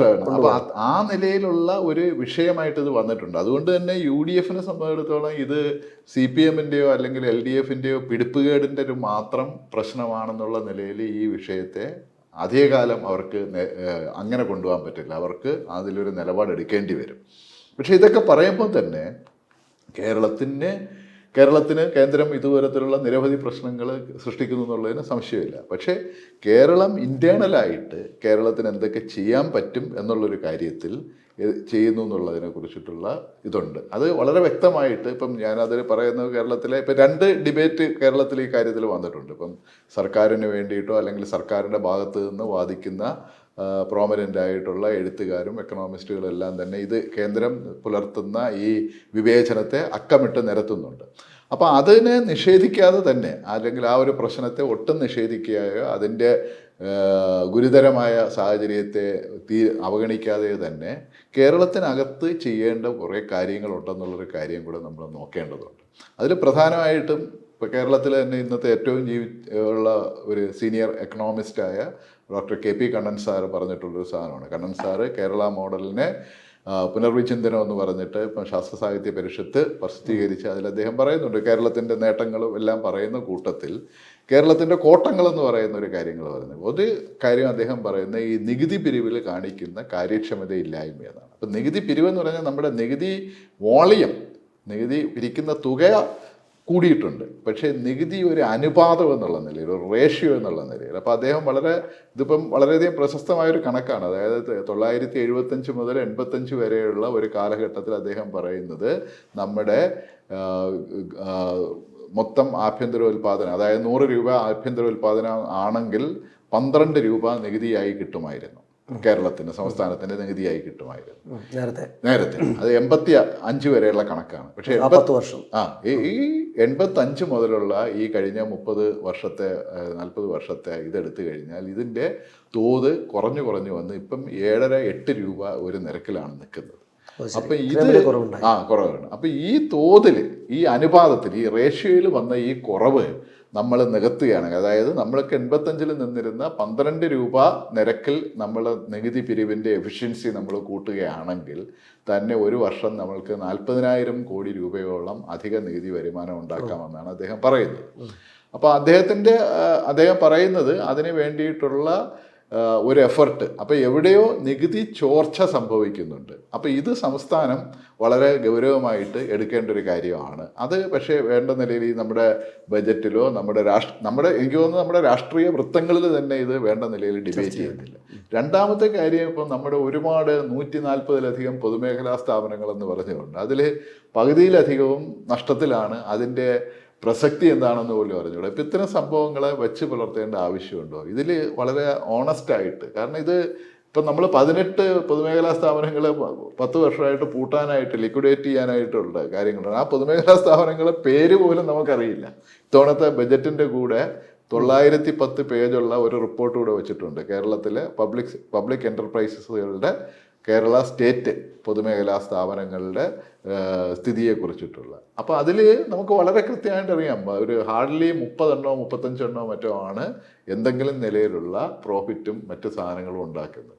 ഒരു പകുതിയിലധികം സ്ഥാപനങ്ങൾ അവരുടെ സാമ്പത്തിക കണക്കുകൾ തന്നെ കൊടുക്കാറില്ല, എന്താണ് അവരുടെ സാമ്പത്തികം. അപ്പോൾ ഇത്തരത്തിലുള്ള ഒരു ഇന്നെഫിഷ്യൻസി ഒരു സംസ്ഥാനത്തിനും കൊണ്ടു നടക്കാൻ പറ്റില്ല. പിന്നെ അതുപോലെ തന്നെ നമ്മുടെ ജീവനക്കാരുടെ ഒരുപാട്, ഇപ്പം കേരളത്തിൽ മാത്രമാണെന്നാണ് പറയുന്നത് ഈ ലീവ് സറണ്ടർ ആനുകൂല്യങ്ങളുള്ളത്. അപ്പം കേരളത്തിൽ ഈ കണക്കിനുള്ള വലിയൊരു സാമ്പത്തിക, അതായത് സർക്കാരിൻ്റെ റവന്യൂ വരുമാനവും മറ്റും എല്ലാം വളരെ ഇതായിട്ടുള്ള ഒരു വിഷയം നേരിടുമ്പോഴത്തേക്ക് വേണമെന്നുണ്ടെങ്കിൽ 1 വർഷത്തേക്കോ 2 വർഷത്തേക്കോ ലീവ് സറണ്ടർ ആനുകൂല്യങ്ങൾ ഫ്രീസ് ചെയ്യാം, അല്ലെങ്കിൽ അത് പൂർണ്ണമായിട്ടും വേണമെങ്കിൽ നിർത്തലാക്കാം. അപ്പോൾ ഇത്തരത്തിലുള്ള ഇന്നോവേറ്റീവായിട്ടുള്ള ചില പദ്ധതികൾ നമ്മൾ ആലോചിക്കേണ്ടി വരും. അതുപോലെ തന്നെ ഇപ്പം പെൻഷൻ കേരളത്തിൻ്റെ ഏറ്റവും വലിയ ഒരു ബർഡനായിട്ട് വരുന്നത് പെൻഷനാണ്. കാരണം നമ്മുടെ സമൂഹം കൈവരിച്ച പുരോഗതിയുടെ കൂടെ ഒരു ഫലമായിട്ടൂടെയാണ്. കാരണം നമ്മുടെ ആയുർദൈർഘ്യം കൂടിയപ്പോഴത്തേക്ക് കൂടുതൽ കാലം പെൻഷൻ കൊടുക്കേണ്ടി വരും. അപ്പോൾ ഈ പെൻഷൻ്റെ ഒരു പക്ഷേ ടോപ്പ് എൻഡിലെ പെൻഷൻ, അതായത് ഇപ്പം 1 ലക്ഷം രൂപയൊക്കെ പെൻഷൻ മേടിക്കുന്ന ആൾക്കാരുണ്ടാവും. അപ്പോൾ അങ്ങനെയുള്ളവരുടെ, ഞാൻ പറയുന്നത് ഏറ്റവും ലോവർ എൻഡിൽ നിൽക്കുന്ന ആൾക്കാരുടെ പെൻഷൻ പിടിക്കണമെന്നല്ല, ഈ ടോപ്പ് എൻഡിൽ നിൽക്കുന്ന ആൾക്കാരുടെ പെൻഷനിൽ ഒരു പക്ഷേ ഒരു ക്യാപ്പ് കൊണ്ടുവരാൻ പറ്റുമോ?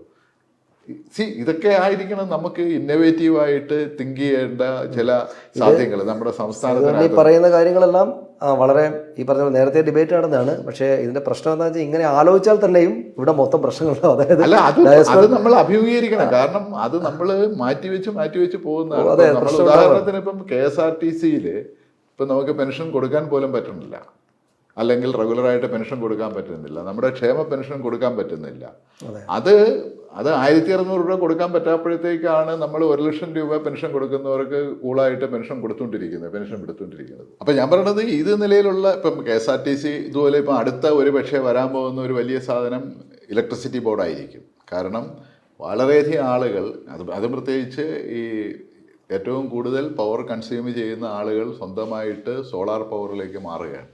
സോളാർ പവറിലേക്ക് മാറുക എന്ന് പറയുമ്പോഴത്തേക്ക് അത് ഇലക്ട്രിസിറ്റി ബോർഡിൻ്റെ റവന്യൂ വരുമാനത്തെ ആയിരിക്കും ഇൻ ദ ലോങ് ടൈമിൽ ബാധിക്കാൻ പോകുന്നത്. അത് സ്വാഭാവികമായിട്ടും ഇലക്ട്രിസിറ്റി ബോർഡിൻ്റെ സാമ്പത്തിക അവസ്ഥയെ ഗുരുതരമായി ബാധിക്കുന്നതാണ്. അപ്പം നമ്മൾക്ക് ഒരു 5 വർഷം അല്ലെങ്കിൽ 10 വർഷം മുന്നോട്ട് കണ്ടും കൊണ്ട് അതിനനുസരിച്ചിട്ടുള്ള പ്ലാനിങ്ങും അല്ലെങ്കിൽ സാമ്പത്തിക മാനേജ്മെൻറ്റും നടപ്പിലാക്കാൻ പറ്റണം. അത് പറ്റിയിട്ട് നമ്മളിപ്പം ഈ പറഞ്ഞതുപോലെ നേരത്തെ എനിക്ക് തോന്നുന്നു കഴിഞ്ഞ കുറച്ച് ദിവസങ്ങൾക്ക് മുമ്പ് വേറെ കേരളത്തിൽ തന്നെ ഉണ്ടായിരുന്നു, അദ്ദേഹം മലയാളിയാണ്, നന്ദകുമാർ എന്ന് പറഞ്ഞ അദ്ദേഹം ഒരു സീനിയർ IAS ഉദ്യോഗസ്ഥനാണ്. മനോരമയിൽ അദ്ദേഹം ഒരു വലിയ ലേഖനം എഴുതിയിരുന്നു. ഒരു വിക്ടിംഹുഡ് മാത്രം പറഞ്ഞുകൊണ്ട് കേരളത്തിന് നിൽക്കാൻ പറ്റില്ല. അപ്പം ആ വിക്ടിംഹുഡ് ഒരിക്കൽ പറയാം, അല്ലെങ്കിൽ 2 വർഷം പറയാം. പക്ഷെ നിങ്ങൾ എന്ത് ചെയ്തു എന്ന് നാളെ ചോദിച്ചു കഴിഞ്ഞിരുന്നാൽ നമ്മൾക്ക് കോൺക്രീറ്റ് ആയിട്ട് ചെയ്യാനായിട്ടുള്ള ഇതുണ്ട്. അപ്പം അതിനുള്ള സജഷൻസാണ് ഈ കണ്ണൻ സാറിനെ പോലെയുള്ളവരെല്ലാവരും വയ്ക്കുന്നത്. നമ്മൾ ഇതിൻ്റെ അർത്ഥം എന്ന് പറഞ്ഞാൽ കേന്ദ്ര സർക്കാരിൻ്റെ വിവേചനപരമായ നയങ്ങൾ കാണാതിരിക്കുന്നൊന്നുമല്ല, അത് അവഗണിക്കണമെന്നുമല്ല. തീർച്ചയായിട്ടും അതിനെതിരെ വളരെ കൃത്യമായിട്ടുള്ള നിലപാടുകൾ എടുക്കണം. അതിനുവേണ്ടി അത് കേരളത്തിൻ്റെ അല്ല എല്ലാ സംസ്ഥാനങ്ങളുടെ അവകാശങ്ങളെ ഇത് ചെയ്യണമെന്നുള്ള ഡിമാൻഡ് വളരെ കൃത്യമായിട്ട് വയ്ക്കണം. എൻ്റെ അഭിപ്രായത്തിൽ ഒരു പക്ഷേ ഇന്ത്യയിൽ വരാൻ പോകുന്ന ഏറ്റവും വലിയൊരു രാഷ്ട്രീയ മൂവ്മെൻറ്റ് പോലും ഇതാകാനുള്ള സാധ്യതകളുണ്ടെന്നാണ്. സനീഷേട്ടാ, ഈ ഒരു പ്രൊട്ടസ്റ്റ് ലേറ്റ് പ്രൊട്ടസ്റ്റ് ആണെന്ന് പറയുന്ന ആൾക്കാരുണ്ട്. അതായത് ഈ 15ാം ധനകാര്യ കമ്മീഷൻ ഈ തരത്തിലുള്ള നിർദ്ദേശങ്ങൾ വെക്കുന്ന സമയത്ത് തന്നെ എന്തുകൊണ്ട് കേരളം ഉൾപ്പെടെയുള്ള സംസ്ഥാനങ്ങൾ ഈ ഒരു തരത്തിലുള്ള പ്രൊട്ടസ്റ്റുമായി മുന്നോട്ട് പോയിട്ടില്ല എന്നുള്ളൊരു കാര്യം. സനീഷേട്ടൻ അങ്ങനെ തോന്നുന്നുണ്ടോ? ചിലപ്പോൾ ഈ ഒരു സമരം ഈ ഒരു 16ാം ധനകാര്യ കമ്മീഷൻ്റെ ഒരു മുന്നറിയിപ്പായി തീർച്ചയായും മാറും. ഇങ്ങനെയുള്ളൊരു പ്രൊട്ടസ്റ്റ് സംസ്ഥാനങ്ങളുടെ ഭാഗത്തു നിന്നുണ്ടാവും എന്നുള്ളൊരു മുന്നറിയിപ്പ് എന്നുള്ള രീതിയിൽ നമുക്ക് എടുക്കാം. പക്ഷേ അതല്ലാതെ ഇത് വൈകിപ്പോയോ ഈ വിഷയം നമ്മൾ അഡ്രസ്സ് ചെയ്യാന്നുള്ളൊരു ചോദ്യമുണ്ട്. എനിക്കത് അങ്ങനെയല്ല തോന്നുന്നത്. അതായത് ഒന്ന് വൈകി എന്ന് വെച്ചാൽ നമ്മൾ ഇത് ഇത്തരം സംഗതികൾ പ്രത്യേകിച്ചും ഈ സാമ്പത്തികമായിട്ടൊക്കെയുള്ള കുറേയേറെ ചർച്ച ചെയ്താൽ മാത്രം സാധാരണക്കാരിലേക്ക് എത്തുന്ന ഒരു സംഗതികളെ ഇങ്ങനെ പതുക്കെ ഈ കാര്യങ്ങളെ പുറത്തേക്ക് കൊണ്ടുവന്ന് അതേക്കുറിച്ച് സംസാരിച്ച് പ്രസ്താവനകൾ നടത്തി നിയമസഭക്കകത്തും പുറത്തുമൊക്കെ കാര്യങ്ങൾ പറഞ്ഞതിന് ശേഷം സമരത്തിലേക്ക് പോകുന്നതിനാണ് നല്ലത്. സേതുവേട്ടൻ പറയുന്ന പോലെ ഇതിന് പല അടരുകളുള്ള ഒരു സംഗതിയാണ്. ഇപ്പോൾ നമ്മൾ വളരെ രഹസ്യമായിട്ട് അല്ലെങ്കിൽ അങ്ങനെ പരസ്യമായിട്ടല്ലാതെ നമ്മൾ ഈ ഇടതുപക്ഷത്തുള്ള സർക്കാരിൻ്റെ ഭാഗത്ത് തന്നെയുള്ള ആളുകളോട് ചെന്ന് ചോദിച്ചാൽ, സാമ്പത്തിക കാര്യങ്ങൾ കൈകാര്യം ചെയ്യുന്ന പ്രധാനപ്പെട്ട നേതാക്കളോട് തന്നെ ചെന്ന് ചോദിച്ചാൽ അവരാരും ഈ കേരളത്തിനാകെ പ്രശ്നങ്ങളൊന്നുമില്ല, ഇവർ ഇങ്ങനെ ചെയ്യുന്നതുകൊണ്ട് മാത്രമാണ് ഞങ്ങൾക്ക് ഈ പ്രശ്നം ഉണ്ടായതെന്ന് പറയുകയില്ല. കാരണം ഈ പറയുന്ന സേതുവേട്ടൻ ഇപ്പോൾ ചൂണ്ടിക്കാണിച്ചതിലെ പല അടരടലുകളായിട്ട് കിടക്കുന്ന പ്രശ്നങ്ങളും നമ്മുടെ സാമ്പത്തികാവസ്ഥയ്ക്കുണ്ട് എന്ന് മനസ്സിലാക്കുന്ന ആളുകളായിരിക്കും, പ്രത്യേകിച്ചും ഈ രാഷ്ട്രീയ ലെവലിൽ നിന്നിട്ട് ഇതിനെ ഓരോ ദിവസവും കൃത്യമായിട്ട് നോക്കിക്കൊണ്ടിരിക്കുന്ന ആളുകൾ. പക്ഷേ ഇതിനകത്ത് നേരത്തെ ഇപ്പോൾ പെൻഷൻ്റെ കാര്യം സേതുവേട്ടൻ പറഞ്ഞു. ഇതിനകത്ത് കഴിഞ്ഞ ദിവസം മുഖ്യമന്ത്രി അത് അദ്ദേഹത്തിൻ്റെ പ്രസംഗത്തിൽ പറഞ്ഞു എന്നാണ് എനിക്ക് തോന്നുന്നത്. നമ്മുടെ ജനസംഖ്യാ നിയന്ത്രണം, നമ്മൾ സ്വീകരിച്ചിരുന്ന പല സാമൂഹ്യപരമായിട്ട് ഗുണകരമായിട്ടുള്ള പല നിലപാടുകൾ, നടപടികൾ, അത് ഇപ്പോൾ ഈ കാലത്ത് നോക്കുമ്പോൾ നമുക്ക് ദോഷമായിട്ട് വന്നതായി ശിക്ഷയായിട്ട് വരികയാണ് ചെയ്യുന്നത്. ഇപ്പോൾ നമ്മൾ ജനസംഖ്യാ നിയന്ത്രണം നടപ്പാക്കി. നമ്മുടെ നാട്ടിൽ വളരെ കൃത്യമായിട്ട് ഒരു വീട്ടിൽ എത്ര കുട്ടികളുണ്ടാവും എന്നതിനെ സംബന്ധിച്ച് വളരെ കൃത്യമായിട്ടൊരു ധാരണയുണ്ട്. അതിൽ പിന്നെ ജാതിയോ മതമോ മറ്റു വ്യത്യസ്തകളോ ഇല്ലാത്ത വിധം നമുക്ക് മാനേജ് ചെയ്യാവുന്ന ഒരു ജനസംഖ്യയാണ്. വളരെ കാലങ്ങൾ കൊണ്ട് സാമൂഹിക അവബോധം കൂടെ വർദ്ധിപ്പിച്ചിട്ട്, സർക്കാരിൻ്റെ എന്തെങ്കിലും കർക്കശമായുള്ള നിയന്ത്രണങ്ങൾ കൊണ്ടൊന്നുമല്ല, സാമൂഹിക അവബോധം വർദ്ധിപ്പിച്ചിട്ട് നമ്മുടെ വിഭവങ്ങളൊക്കെ അത്യാവശ്യം തരക്കേടില്ലാതെ വിനിയോഗിക്കാൻ പറ്റുന്ന വിധത്തിലുള്ള ആൾക്കൂട്ടമാണ്, ജനക്കൂട്ടമാണ്, ജനസംഖ്യയാണ് നമുക്കുള്ളത്. പക്ഷേ ഇതിൻ്റെ പ്രശ്നം എന്താണെന്ന് വെച്ചാൽ കേന്ദ്രം താഴേക്ക് സംസ്ഥാനങ്ങൾക്ക് കൊടുക്കുന്ന തുകയുടെ ഏറ്റവും പ്രധാനപ്പെട്ട മാനദണ്ഡം ജനസംഖ്യയാണ്. എത്ര ജനമുണ്ട്, പോപ്പുലേഷൻ അനുസരിച്ചാണ് ആളുകൾ ഇത് വിതരണം ചെയ്ത് കൊടുക്കുന്നത്. അപ്പം നമ്മൾ ജനസംഖ്യാ നിയന്ത്രണം നടപ്പാക്കിക്കൊണ്ട് പല സംഗതികളൊന്നും നമ്മൾ ഔട്ടായി. അതുപോലെ ആരോഗ്യം, വിദ്യാഭ്യാസം, ഈ മേഖലകളിലെല്ലാം ഇതിനെല്ലാം വെയിറ്റേജിൽ കേരളത്തിനും ഏറ്റവും കുറഞ്ഞ വെയിറ്റേജ് ആണ് കിട്ടുന്നത്. അതെ, അതൊന്ന്. പോപ്പുലേഷന് 15% വെയിറ്റേജ് ആണ്. അപ്പോൾ അതെ, ഇപ്പോൾ സേതുവേട്ടൻ പറഞ്ഞ ഇത് നികുതി അല്ലെങ്കിൽ മറ്റു കാര്യങ്ങൾ മാത്രമല്ല, നമ്മുടെ സാമൂഹ്യ സുരക്ഷാ മേഖലകളിലേക്ക് എല്ലാം കാര്യങ്ങൾ പരിഗണിക്കുന്ന കേന്ദ്രം പരിഗണിക്കുന്നത് ജനസംഖ്യയാണ്. അപ്പോൾ ജനസംഖ്യ നമ്മൾ നിയന്ത്രിച്ച് താഴ്ത്തി വെച്ചിരിക്കുന്നതുകൊണ്ട് നമുക്ക് ദോഷമാകുന്നത്.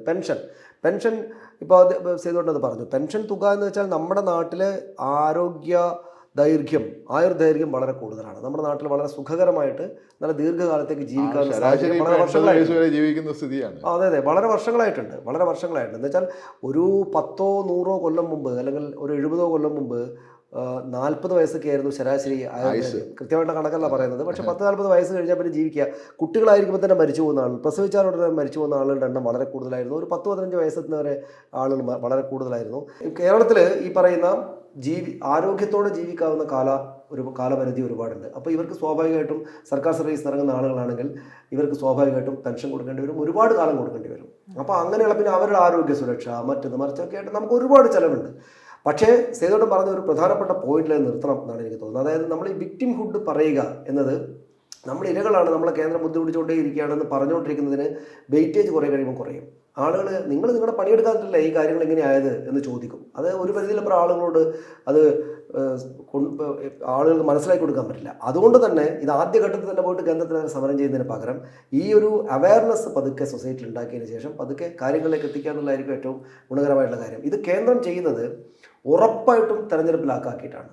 ഇപ്പോൾ കേരളം അടക്കമുള്ള സൗത്ത് ഇന്ത്യൻ സംസ്ഥാനങ്ങളിലേക്ക് എങ്ങനെയാണ് അവരുടെ രാഷ്ട്രീയത്തെ എത്തിക്കുക, അവരുടെ രാഷ്ട്രീയത്തിന് ആധിപത്യം ഉണ്ടാക്കുക എന്നുള്ള ഏറ്റവും പ്രധാനപ്പെട്ട ചോദ്യം അവർക്ക് അതാണ്. അല്ലാതെ കേരളത്തിലെ ജനങ്ങളെ ആകപ്പാടെ ബുദ്ധിമുട്ടിച്ച് കളയാന്നോ അല്ലെങ്കിൽ അതൊന്നും അവരുടെ കൺസേൺ അല്ല, അവരുടെ പ്രശ്നം. സനീഷേട്ടാ, എനിക്ക് തോന്നുന്നത് കേരളത്തിൽ ഇതൊരു പ്രധാനപ്പെട്ട തെരഞ്ഞെടുപ്പ് ചർച്ചാ വിഷയം മാറില്ല എന്നുള്ളതാണ്. എന്നുവെച്ചാൽ നമ്മൾ 2019 തെരഞ്ഞെടുപ്പ് കാലത്ത് ഏതൊക്കെ വിഷയങ്ങളാണ് ചർച്ചയെന്ന് പരിശോധിച്ചാൽ മീഡിയ വളരെ ബാലിശമായ കാര്യങ്ങളാണ് ചർച്ചയാക്കിയിട്ടുള്ളത്. ഇത് പ്രധാനമായി ഇപ്പോൾ ഭരിക്കുന്ന സർക്കാരിന് അനുകൂലമായ ഒരു വിഷയമായതുകൊണ്ട് തന്നെ നമ്മുടെ UDF മുന്നണി ഇതിന് മുഖം തിരിഞ്ഞ് നിൽക്കുന്നതുകൊണ്ട് തന്നെ ഇത് മീഡിയ ഒരു പോസിറ്റീവായ രീതിയിൽ ഒരു ചർച്ചയിലേക്ക് ഈ കാര്യം വളരെ കൃത്യമാണ് മിസ്ത്രിയെ പറഞ്ഞത്. അതായത് നമ്മൾ ഈ പറയുന്ന സേതുവേട്ടൻ അടക്കം പറഞ്ഞ് വളരെ വിശദമായിട്ട് വെച്ച ഈ കാര്യം ഉണ്ടല്ലോ, ഈ കാര്യം ഒരിക്കലും നമ്മുടെ മുഖ്യധാരാ മാധ്യമങ്ങളിലൂടെ നാട്ടുകാർ അറിയില്ല. കാരണം ഇത് ഇപ്പോൾ എല്ലാവരും മനസ്സിലാക്കുന്ന ഒരു തെരഞ്ഞെടുപ്പ് സംഗതിയാണ്. ഇപ്പോൾ കോൺഗ്രസിൻ്റെ അധ്യക്ഷൻ, ദേശീയ അധ്യക്ഷൻ മല്ലികാർജ്ജുൻ ഖാർഗെ തന്നെ വന്നിട്ട് ഈ കേരളം പറയുന്ന ഇത് വസ്തുതയാണ് എന്ന് പറയുമ്പോഴും കേരളത്തിലെ ആളുകൾ പറയില്ല. അപ്പോൾ അവരെ കുറ്റപ്പെടുത്താൻ പറ്റുമെന്ന് ചോദിച്ചാൽ കുറ്റപ്പെടുത്താൻ ഒരു പരിധിക്കപ്പുറത്തേക്ക് പറ്റില്ല. കാരണം ഇത്തവണ എങ്ങനെയെങ്കിലും അധികാരത്തിൽ വരണമെന്നാണ് UDF വിചാരിക്കുന്നത്. അപ്പോൾ കേരളത്തിൻ്റെ പ്രശ്നമായിട്ട് കേരളത്തിൽ പിണറായി വിജയനും CPM ഉന്നയിക്കുന്ന അതേ കാര്യം തന്നെ ഞങ്ങൾ സമ്മതിക്കുന്നു എന്ന് പറഞ്ഞാൽ അവർക്കൊരു പ്രശ്നം അതിനകത്തുണ്ട്. അതായത് ഇങ്ങനെ ഡിവൈഡ് ചെയ്ത് നിൽക്കുന്ന സ്ഥലത്ത് അവരുടെ ആളിനോട് പറയാണ് ഇദ്ദേഹം പറയുന്ന കാര്യം ശരിയാണെന്ന് പറഞ്ഞാൽ അവരവിടെ ചെതറി. അപ്പോൾ അതുകൊണ്ട് രാഷ്ട്രീയം പ്രധാനപ്പെട്ട വിഷയമായതുകൊണ്ട് പിന്നെ 2ാം തവണയും ഭരിച്ചിട്ട് 3ാം തവണയും CPM വരുമെന്ന് പറയുമ്പോൾ കേരളത്തിലെ മുഖ്യധാരാ മാധ്യമങ്ങളിലെല്ലാം അമ്പരപ്പുണ്ടാകുക. ഇപ്പോൾ നമ്മൾ മനോരമ, മാതൃഭൂമി, ഏഷ്യാനെറ്റ് എന്നൊക്കെ പറയുമ്പോൾ മാതൃഭൂമി CPM ഇടതുപക്ഷത്തിൻ്റെ ഒരു ഘടകകക്ഷിയാണ്, നേതാവാണ് അതിൻ്റെ തലപ്പത്തുള്ള ആൾ. പക്ഷേ നമ്മുടെ മാധ്യമങ്ങൾക്കകത്ത് ഈ കാര്യങ്ങൾ നിയന്ത്രിക്കുന്ന ആളുകൾക്ക് ഒരു തവണ കൂടെ CPM എന്ന് വെച്ചാൽ അവർക്ക് അൺസഹിക്കബിളാണ്, അവർക്കത് താങ്ങാനാവില്ല. അതുകൊണ്ട് ഇത് എത്ര വലിയ പ്രശ്നമായിക്കോട്ടെ, ഈ നാട്ടിലെ ഉണ്ടാകുന്ന സാമ്പത്തിക പ്രതിസന്ധി എന്നെ കൂടെയാണ് ബുദ്ധിമുട്ടിക്കുക എന്ന് അറിയുന്ന ഡെസ്കിലുള്ള ഒരാൾ പക്ഷേ ഒരിക്കലും ഈ പിണറായി വിജയൻ പറയുന്നതിൻ്റെ കണക്ക് കൃത്യമായിട്ട് കൊടുത്ത് അത് ലീഡ് ചെയ്ത് കൊടുക്കാൻ നോക്കുകയില്ല. അതേസമയം കേന്ദ്രം, ഈ ഡെസ്കിലിരിക്കുന്ന ആൾ ഒരു BJP വിരോധിയാണെങ്കിൽ തന്നെ കേന്ദ്രം പറയുകയാണ് കേരളം ഏറ്റവും അൺഹെൽത്തി ആയിട്ടുള്ള ശരിയല്ലാത്തൊരു സാമ്പത്തിക അവസ്ഥയിൽ നിൽക്കുകയാണ്, അത് കേരളത്തിലെ സർക്കാരിൻ്റെ കുഴപ്പമാണെന്ന് മോദിയോ മറ്റോ പറയുന്നുണ്ടെങ്കിൽ അതാണ് അവർ ലീഡ് ചെയ്യുക. അപ്പോൾ മിസ്റ്റർ പറഞ്ഞാൽ വളരെ കറക്റ്റാണ്. തെരഞ്ഞെടുപ്പിനകത്ത് നമ്മൾ ഈ പറയുന്ന ഗ്രാവിറ്റിയിലോ അതിൻ്റെ ഒരു ഗൗരവത്തിലോ ഈ വിഷയം ചർച്ച ചെയ്യാൻ മുഖ്യധാരാ മാധ്യമങ്ങൾ വലിയ തോതിൽ ശ്രമിക്കില്ല. പക്ഷെ അതറിയാവുന്ന CPM എനിക്ക് തോന്നുന്നു ആദ്യം മുതൽ തന്നെ ഈ കാര്യങ്ങൾ പതുക്കെ പറഞ്ഞിട്ട് ഇതൊരു ഗൗരവമുള്ള പ്രശ്നമാണെന്ന് സ്ഥാപിക്കാൻ അവർ ശ്രമിച്ചിട്ടുണ്ട്. എത്രത്തോളം വിജയിച്ചിട്ടുണ്ട് നമുക്ക് ഇനിയും കഴിഞ്ഞാലേ അറിയൂ. പക്ഷെ അവർക്ക് ശ്രമിക്കുന്നുണ്ട് അതിന് വേണ്ടിയിട്ട്. ഇതിൽ ഒരു കാര്യം കൂടെ ഉണ്ട്. ഇത് ആദ്യമായിട്ടല്ല ശരിക്ക് പ്രൊട്ടസ്റ്റ് നടക്കണം. പണ്ട് 87 നായനാർ മന്ത്രിസഭയുടെ സമയത്ത് ഇതുപോലെ ഡൽഹിയിൽ ഒരു പ്രൊട്ടസ്റ്റ് നടത്തിയിട്ടുണ്ടായിരുന്നു. മുഖ്യമന്ത്രി നായനാർ അടക്കം വന്ന് ഒരു വലിയ പ്രൊട്ടസ്റ്റ് ആ കാലത്ത് നടന്നിട്ടുണ്ട്. അപ്പോൾ ഞാൻ പറഞ്ഞ ഇത് ഒരു കാര്യമായിട്ട്, പക്ഷേ ഈ ഇൻറ്റൻസിറ്റിയോട് കൂടിയിട്ട് ഈ ഒരു സാധനം നടക്കുന്നത് ഇപ്പോൾ ആദ്യമായിട്ടാണ്.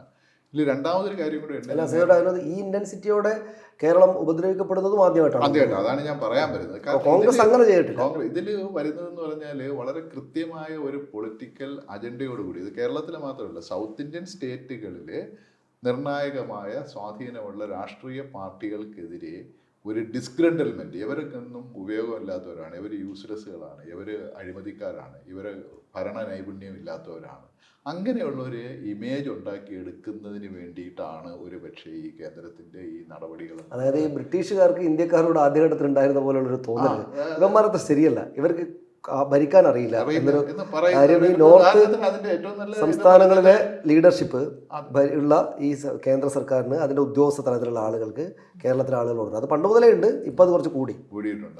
സൗത്ത് എന്നുള്ള രീതിയിൽ വന്നു. അപ്പോൾ അത് മറ്റേ തമിഴ്നാട്ടിലെ മുൻ ധനകാര്യമന്ത്രിയായിരുന്ന മറ്റേ അങ്ങേരുടെ ഒരു വലിയ പ്രയോഗം ഉണ്ടല്ലോ, ആരാണ് 2 പേര് ഗുജറാത്തിൽ നിന്നുള്ള 2 പേര് വന്ന് പറയാനായിട്ട് ഞാൻ എൻ്റെ പൈസ എങ്ങനെ ചെലവഴിക്കണമെന്നുള്ളത്.